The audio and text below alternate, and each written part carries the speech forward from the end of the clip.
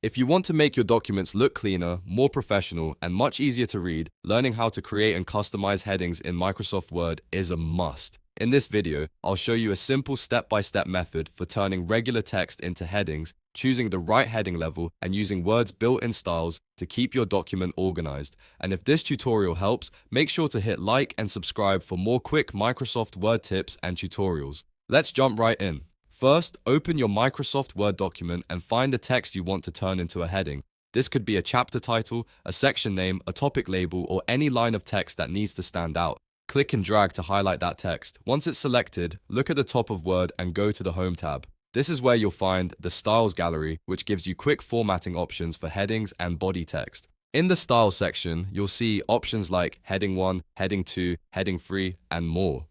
If this is the main title of your document, choose Heading 1. If it's a smaller section under the main title, choose Heading 2. And if you need even more layers of organization, you can use Heading 3 or lower for subpoints and nested sections. Just click the style you want, and Word will instantly apply that heading formatting to your selected text. Now, if you haven't typed the text yet, you can still create a heading first. Simply place your cursor on the line where you want the heading, then click the heading style you want in the ribbon before typing. Word will format the line as a heading as soon as you enter the text. This is a great shortcut if you're building your document from scratch and want to stay organized as you go.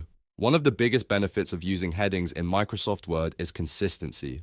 Instead of manually changing font sizes, boldness, or colors every time, Word's heading styles keep everything uniform across the document. That means if you later want to update the look of your headings, you can modify the style once and Word will update every heading using that style. This saves time and makes your document look polished and professional. If you want to customize a heading, you can also adjust the style itself. For example, you might want Heading 1 to be larger, blue, bold, or spaced differently. To do that, right-click the heading style in the Styles gallery and choose Modify.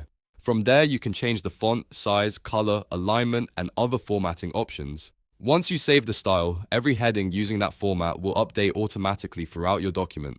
This is especially useful for reports, resumes, essays, manuals, and any long document where structure matters. Headings help readers find information faster, and they also make your document easier to navigate. In some Word documents, headings can even help create an automatic table of contents, which is another huge reason to use them properly.